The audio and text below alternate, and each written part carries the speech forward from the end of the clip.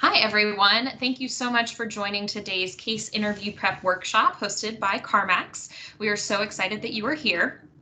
To kick things off, I would love to introduce myself. My name is Hayden. I'm one of the college recruiters here at CarMax. My job is to recruit top talent for our internships and our full-time rotation programs. And in those positions, case interviews are used throughout the entire process. And we know that case interviews are used across many different organizations and roles. So we want to help students feel more confident and better prepared for those case interviews. Whether you're interviewing with us or other organizations, our goal for this workshop is to share tips on how to best prepare for case interviews. In addition to our case interview prep workshop information today, we'd love to just share a little bit of information with you about CarMax. We are a Fortune 500 company and have been voted every year as one of Fortune 100's best companies to work for since 2005. Our unique culture, development opportunities, company growth, and community-focused organization are a few of the reasons why people join the CarMax team.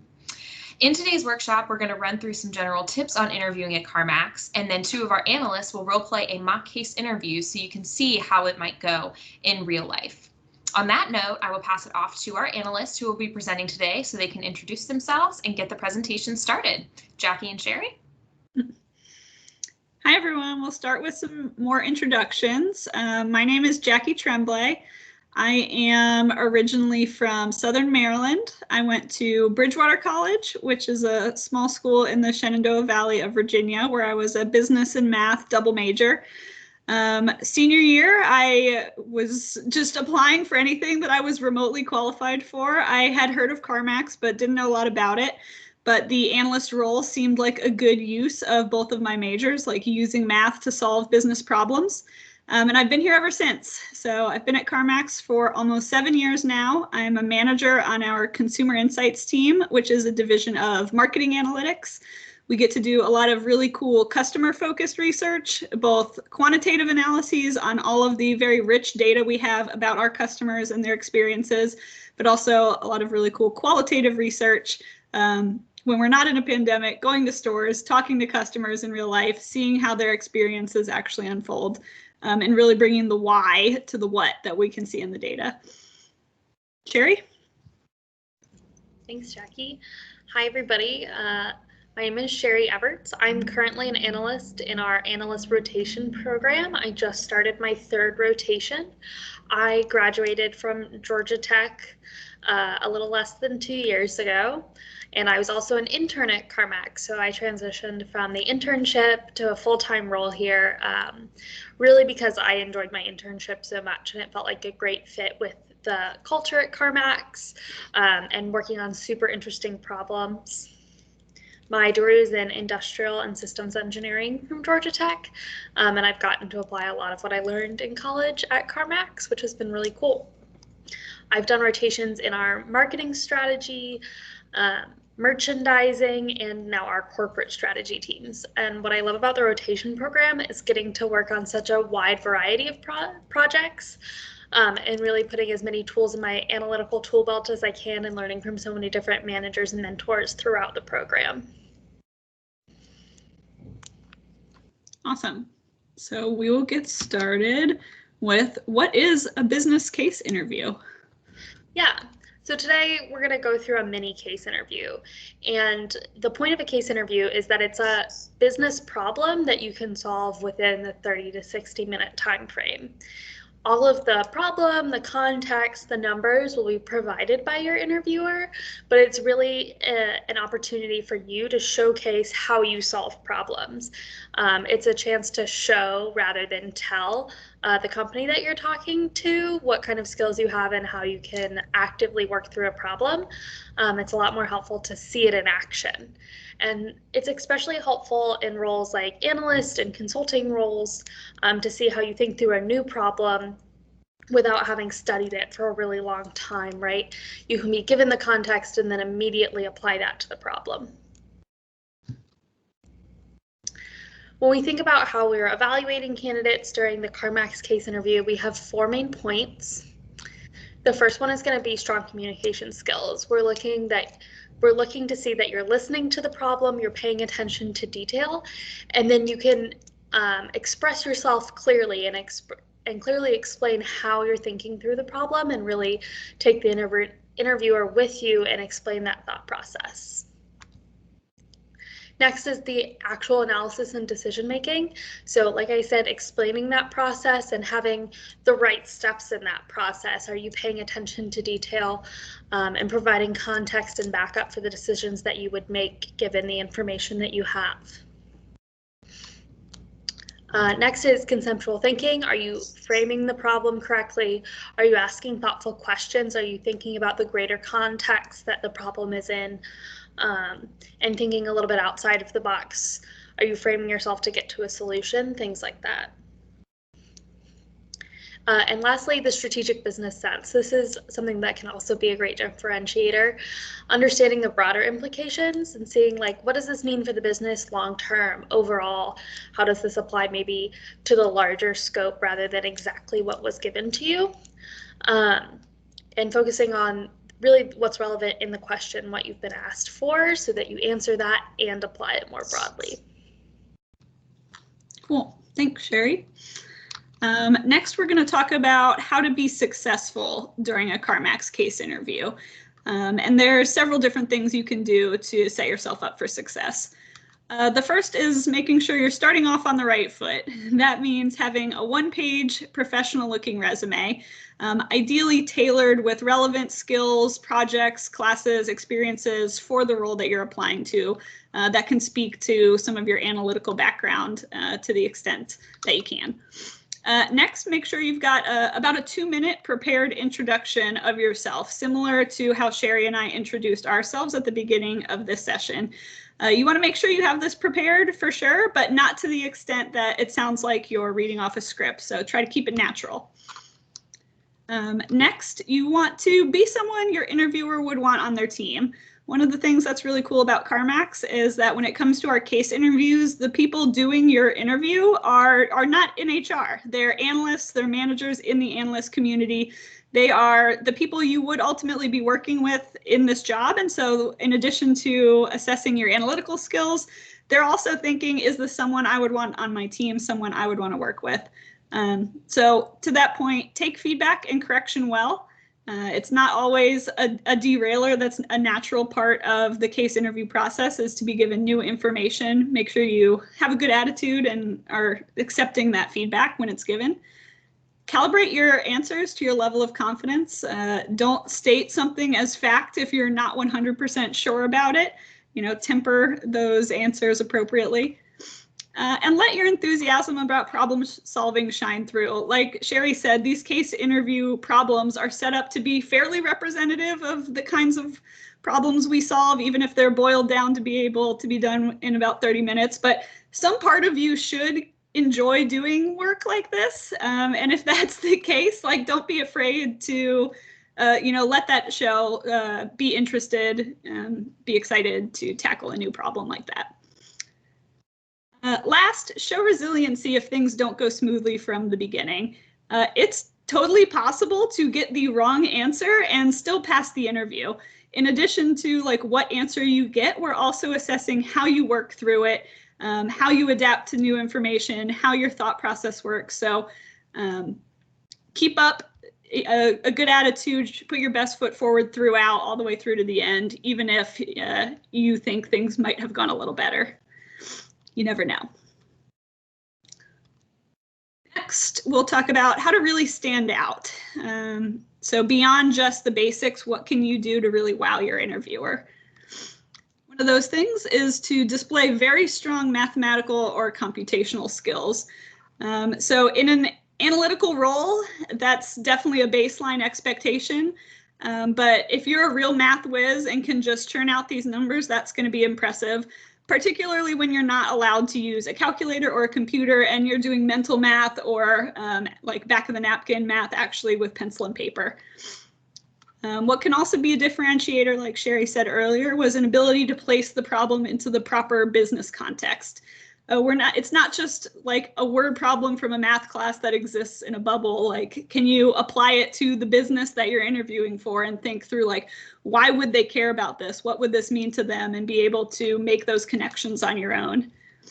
And last, turn the interview into a conversation. We're interviewing you as a person. We want to, make sure you're someone we want to work with and you would want to work with us. So it doesn't just have to be a one-way, we ask you questions and you answer. Show a genuine interest in the person doing your interview and the kind of work they do. That'll go a long way if you can turn it into a natural conversation about the job. Cool. So with that, we will transition a little bit into the mock case. So in this scenario, I'm going to be the interviewer and Sherry is going to play my interviewee or the candidate applying to our analyst role here. We'll be doing this as realistic as possible, but we may break the fourth wall a little bit. So just anticipate that as needed. Sherry, any other thoughts before we dive in? No, I'm excited to interview again. Cool. All right, so our example case is going to be around lead prioritization. So I will read you the situation, but it's up on the screen for you to read for yourself as well. So at CarMax, things happen fast. We just opened 4 call centers. The calls and web leads are flowing in, and when our newly trained customer experience consultants, or CXCs, get to work every day, there are hundreds of leads to follow up on. Because we want to serve all customers but maximize sales, our CXCs need a way to prioritize leads. We need to provide an algorithm quickly so our customers can get the service they deserve, and so our associates can feel more productive and successful in their new jobs. Good so far? Yeah, sounds great. So to kick things off, just at a high level, how would you approach or think about prioritizing customers for follow-up? Yeah, I have a couple of questions first, if that's okay. The first one is, could you give me a little bit more clarity around what a lead exactly is? I'm not as familiar with that term. Sure. So pausing on our role play here, it's totally fair game to ask questions. If you don't know something, definitely ask for clarification. That's going to help you, and it also shows that you are thinking critically about the information you've been given and are trying to fill in those gaps. It shows initiative. So Sherry, a lead is a sign of customer interest. Basically a customer or a potential customer raising their hand and saying, hey, I'm shopping for a car. I may be interested in this car or another one. I need some help, but it's a customer indicated, like, please help me. It can be a phone call to our call center or a web form submission. So basically providing their information on CarMax.com and hitting submit, if that makes sense. Gotcha. Yeah, that does make sense. So I think as I start thinking about ways that we could prioritize different kinds of leads, I would be interested in prioritizing customers that are the closest to getting to a sale. Do they need just a little bit of an extra nudge? So seeing if you can put those customers first. Do they just need one little bit of information or one little piece of help? And so we can push those through to a sale, which will be valuable.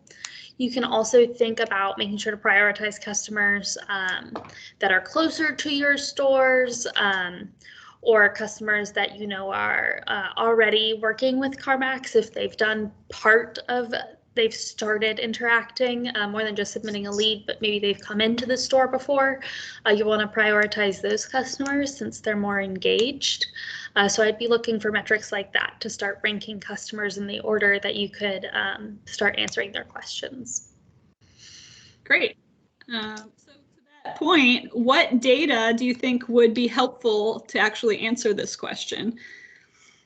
Yeah. So like you said, if we're talking about these kind of web form submits, there would probably be different kinds of those. So what kind of lead it is, what kind of information they're interested in, any information you have as to whether or not they're already a CarMax customer, if you can link any of their information to what they've done previously, or maybe how long they've been looking at CarMax or interacting with them. Mm-hmm. Any information around their finances. Buying a car is a pretty big purchase. So if you have more information on people who are more financially able to buy a car and prepared to do so, prioritizing those customers could be helpful. Mm-hmm. Yeah, those are great ideas. Let's open it up to our audience participants. Does anybody else have any ideas of pieces of data, facts about these customers, these leads that would be helpful in prioritizing them?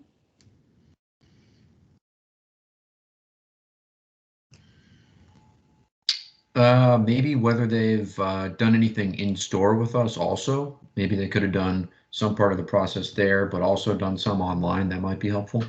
Mm-hmm.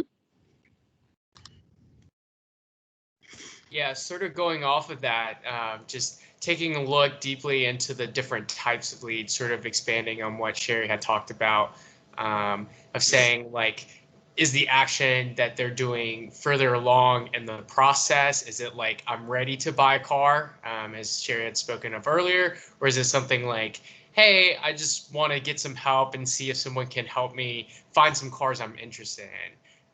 Whereas like those two different types of submissions would probably lead to very different results.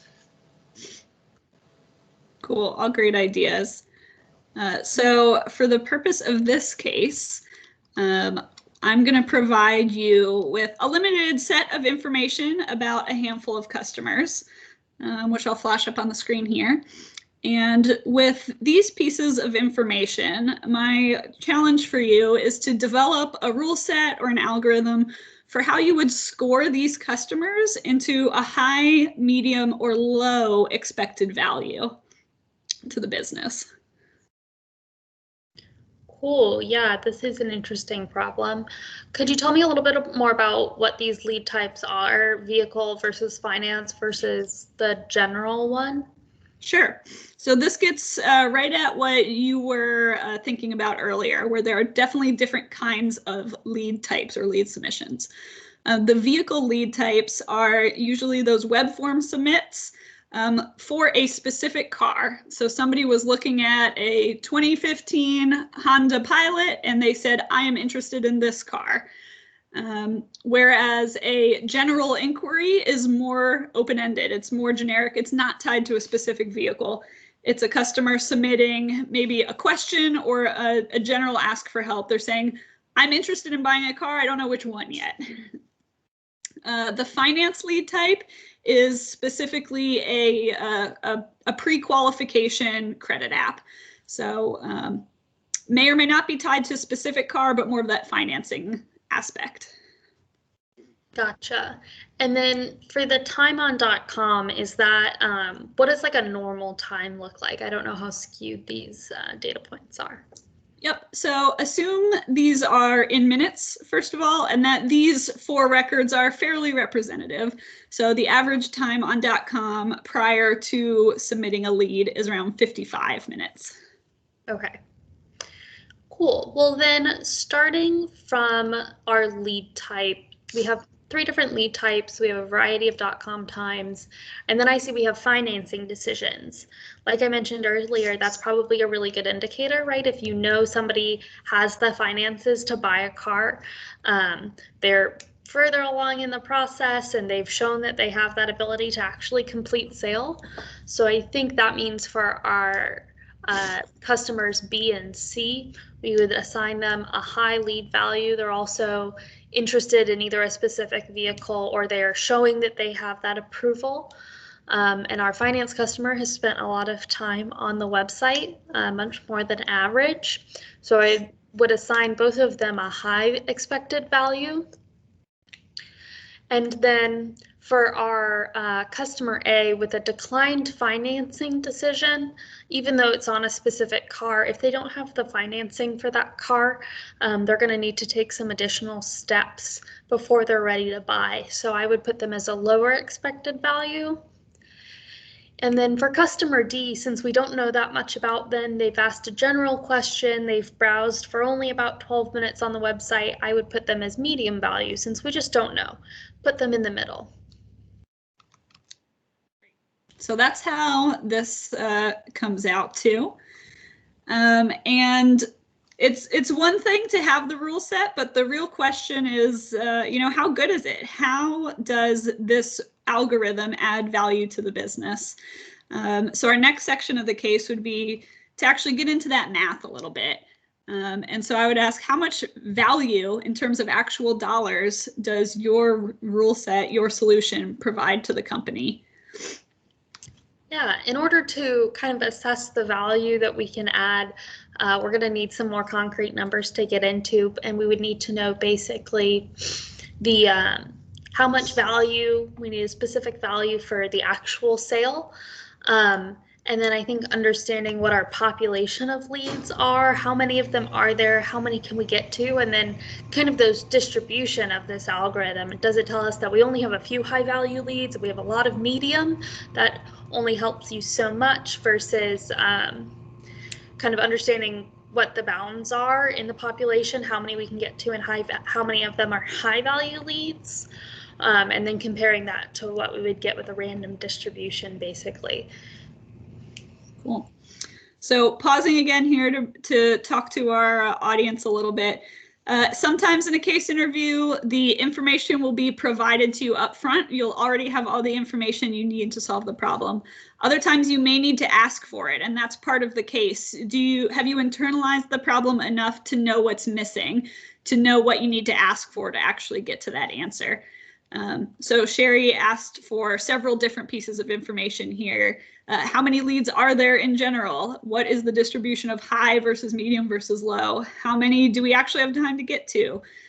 Things like that. So we'll throw up some of those answers for you here. So in this case, let's say to know how much dollar value your solution provides, you need to know how much profit does CarMax actually get from converting a customer to a sale. For this case, we'll say it's $1,000. We see that we have a population of 10,000 leads, but that we can only get to 50% based on the capacity in our call centers, which makes this prioritization even more important. We estimate that our high value leads convert to a sale at 50%, whereas the mediums convert at 20% and the lows at only 10%.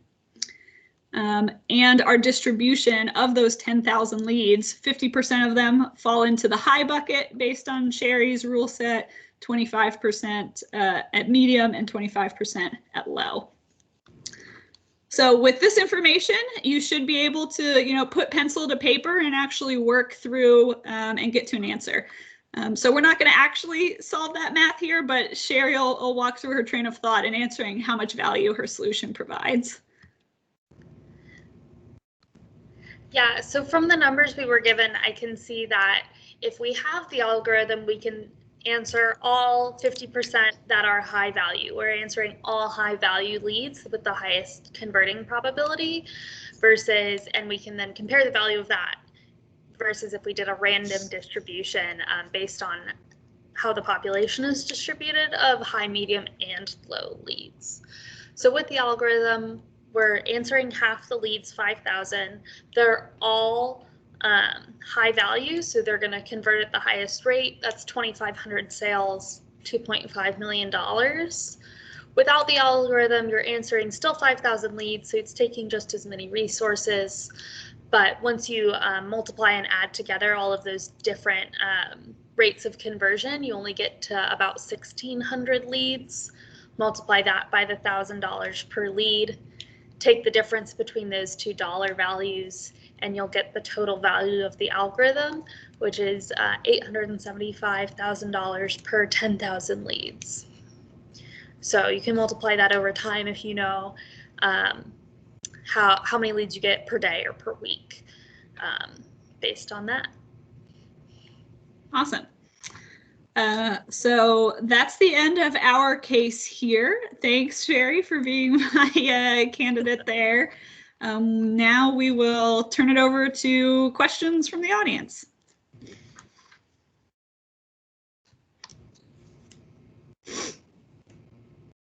Hi, I had a quick question.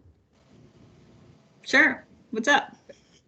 Great. I was wondering if analysts work in a silo kind of environment, or is it more of a team consulting kind of environment?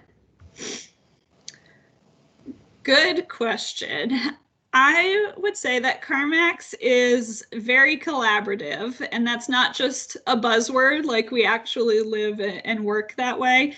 Our analyst community is divided up into teams. We have different analyst like departments and subgroups within that, but there's a lot of cross-functional work. So I'm on marketing analytics, on consumer insights, but very often I am doing kind of consultant type work where other teams in the business are my clients, or I'm working side by side with analysts from other teams to solve a larger business problem.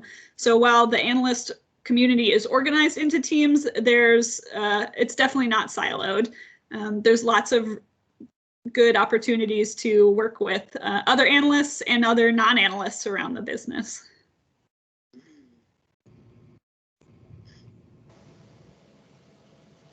Thank you. Hi, I had a quick question about the recruiting process. So we talked a little bit about a case here, but I was wondering, in terms of recruiting, would I be doing one of these cases? Would I be doing extra cases? Are there other parts that are not similar to this? I was just wondering if you could go into a little bit of detail there. Yeah, that's a great question. I can take that on. So our interview process first begins with an application. So applying through our careers page. And what we do then is we review. We look for, certain requirements. However, one thing that's really great about our analyst roles is that we definitely do not discriminate based on major. We really are looking for specific skill sets. So that analytical mindset, strong communication, really passionate about problem solving, as Jackie and Sherry have mentioned, because that really is the day-to-day work.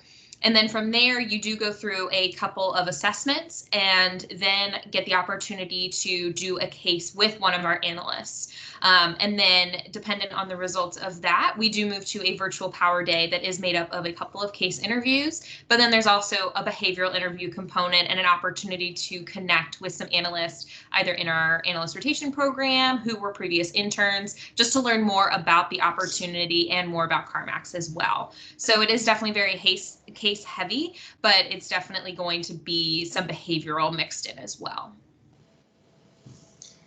Got it. Thank you.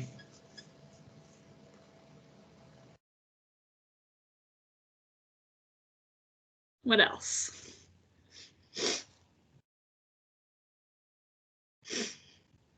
While you guys are thinking of more questions, I'll share a little bit more information about how our ARP program works, our Analyst Rotation Program.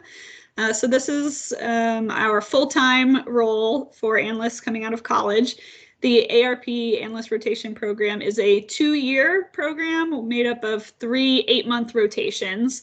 The goal is to give exposure to as much of the business as possible in that time, to find out not only what are you good at, but what do you like before you kind of commit to a longer term role. Although we're all analysts for CarMax, the different teams use very different data. They're working on different problems and can just have different ways of working. So it's beneficial to both the analyst and the company to give exposure to that. The 8-month time period is a good amount of time to give you a good depth of knowledge within one team before you have to rotate. But then doing 3, you also get a really good breadth of knowledge across the business. Yeah, and just real quick, Sherry, I know you are now in the Analyst Rotation Program, but you also did our internship. Could you share just a little bit about what you did during those 10 weeks? Yeah, the internship was really great. You spend the first couple of weeks of the internship doing a lot of training and learning about CarMax, so learning about our business model, but also getting trained in the kind of technical skills that you'll need. So like Hayden, you mentioned, we hire people of all majors. And so that means that not everybody knows how to code or how to use SQL when they first come to CarMax. And so that was one of the great things in the internship, was that everybody together took like basically a 2-week class on SQL, which is how we query most of our data as analysts at CarMax right now. So it was really great to have that experience to both bond with the other interns as we worked through similar problems and also get that technical skill of SQL out of the way in the first 2 weeks. And then you're placed on one team for your internship, and you get to work on a real business problem for that team. So I worked on our merchandising strategy team, and I did a discovery-based project in our wholesale. area. So CarMax wholesales any cars that we buy from customers that don't meet the standards to go on our retail lots, and we wholesale them at auction to other car dealerships that sell different kinds of cars than we do. And so I looked at different ways to improve and find efficiencies in the wholesale side of the business, looking at the day of week that we ran our auctions, looking at the kinds of customers that came to our auctions and what kind of customers were they and how could we draw in more of them. So it was a really interesting problem and something that my team had been waiting to do but hadn't had the time, but was a real question that they wanted answers to, which was really cool. Awesome. Thanks so much for sharing. Before we wrap up, do we have any other questions from any of our audience members? No? All righty. Well, I want to just give a quick thank you to Jackie and Sherry. Thank you guys so much for presenting today and answering some of the audience questions. And we want to thank the audience for attending as well. We really hope this workshop provided you with some helpful information as you prepare for any upcoming case interviews. If you have any questions or are interested in our internships or full-time opportunities, please make sure to check out careers.carmax.com, or you can also send us an email at campus_recruiting@carmax.com. Thank you guys so much for attending, and hopefully we will see you again really soon. Take care, everybody. Bye. Thank you.